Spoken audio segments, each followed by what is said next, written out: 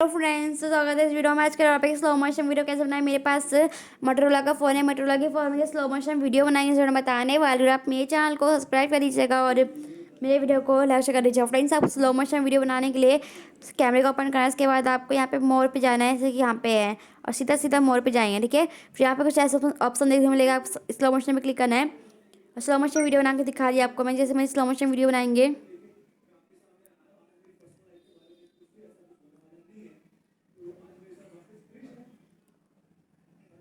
Slow motion video के इस पर क्लिक कर देंगे। मेरा स्लो मोशन वीडियो बन चुका है, आपको दिखा देती हूँ।